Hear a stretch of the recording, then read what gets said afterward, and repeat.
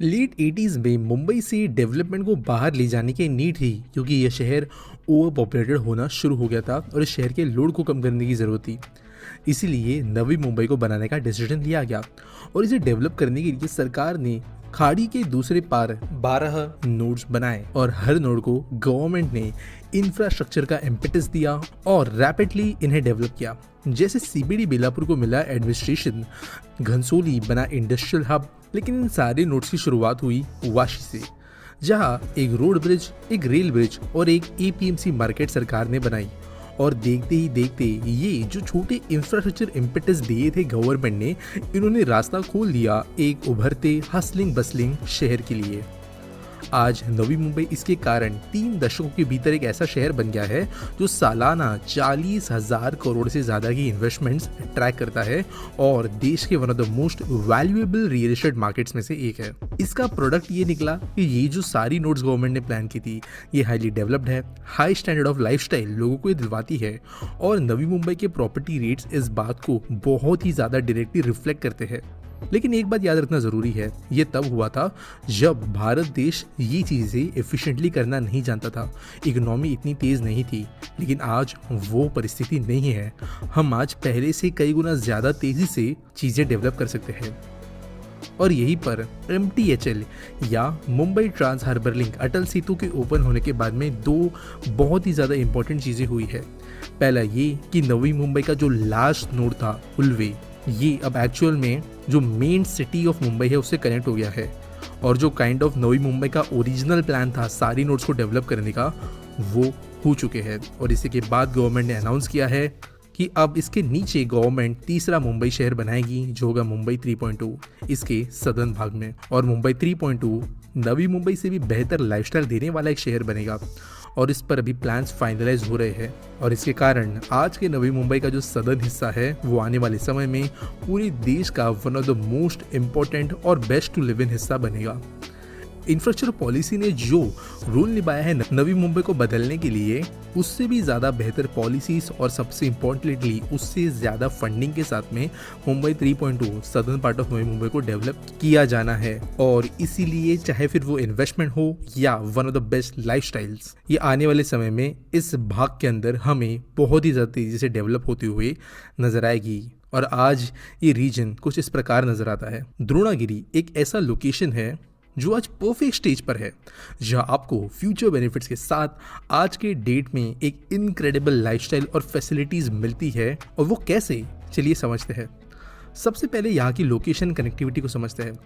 Dronagiri exactly Mumbai 3.0 का initial हिस्सा रहेगा और आज यहाँ पर already operational local train lines के जरिए पहुँचा जा सकता है।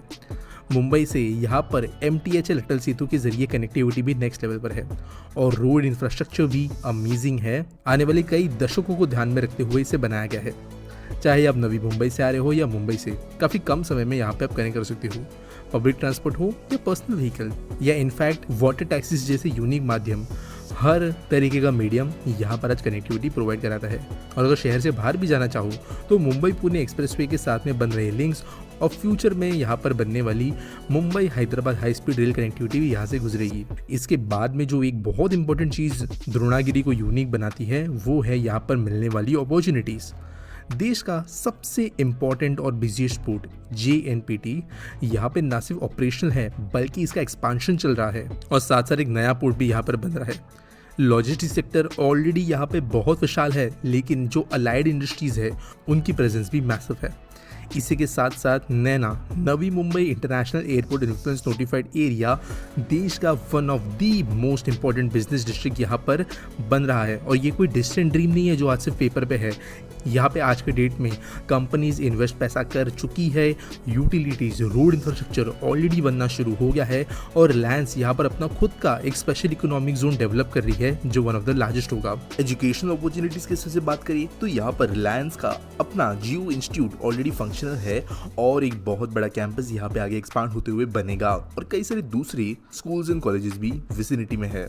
आगे बात करें लाइफस्टाइल के बारे में तो ये काफ़ी यूनिक जियोग्राफिकल एडवांटेजेस के साथ में भी आता है। द्रोणागिरी एक पेनिनसुला है जहाँ पर 2 किलोमीटर लंबा पिरवाड़ी बीच आपको देखने मिलेगा। दोनों तरफ में समुद्र है। उसके बीचों बीच द्रोणागिरी फोर्ट एक हाइकिंग ट्रेल आपको प्रोवाइड कराती है जहाँ से ऊपर पहुँचने के बाद नज़ारे देखने लायक है। सारी मॉडर्न एमिनिटीज़ के साथ साथ द्रोणागिरी में मॉडर्न लाइफस्टाइल और बैकएड नेचर दोनों चीज़ों का कॉम्बिनेशन देखने मिलता है। बाकी एमिनिटीज़ की बात करें तो care point, multi speciality hospital और कई दूसरे रीडिंग मेडिकल हेल्प्स यहाँ पर पास में ही है। तिरुपति बालाजी टेम्पल, जिसे Maharashtra coastal zone management authority ने उल्वे में 10 एकड़ का प्लॉट पर बनाने के लिए परमिशन दे दी है, ये यहाँ पर आगे जाकर लोगों के विजिट करने के लिए एक इम्पॉर्टेंट डेस्टिनेशन बनेगा। और इसी के कारण आज के डेट में मुंबई के बाहर फ्यूचर को देखते हुए और अभी भी लाइफस्टाइल को देखते हुए one of the best locations जो आता है रहने के लिए और इन्वेस्ट करने के लिए, वो है द्रोणागिरी। कई ऐसे बड़े डेवलपर्स हैं जो यहाँ पर आज अपने प्रोजेक्ट्स एग्जीक्यूट कर रहे हैं, वो भी वर्ल्ड क्लास एमिनिटीज़ के साथ में। फिर चाहे वो सिद्धि विनायक होम्स का प्रोजेक्ट आन्या हो, गामी ग्रुप का प्रोजेक्ट गामी बियांका, विला ग्रुप का प्रोजेक्ट विला वन और कुछ दूसरे डेवलपर्स जैसे प्रजापति डेवलपर्स का Prajapati magnum and Surana developers के कई सारे प्रोजेक्ट्स। ये सब आज यहाँ पर ऐसे ऑप्शंस प्रोवाइड कराते हैं लोगों को जो ना सिर्फ रहने के लिए एक बहुत बेहतरीन लाइफस्टाइल प्रोवाइड करा सकते हैं, बल्कि बहुत ही ज़्यादा बढ़िया रिटर्न्स और आज करंट एग्जिस्टिंग मुंबई के साथ के अंदर की बेस्ट कनेक्टिविटी भी प्रोवाइड कराते हैं। अगर आप इनके बारे में और जानना चाहते हैं तो डिस्क्रिप्शन को आप ज़रूर चेकआउट करना और मिलेंगे अगले वीडियो में।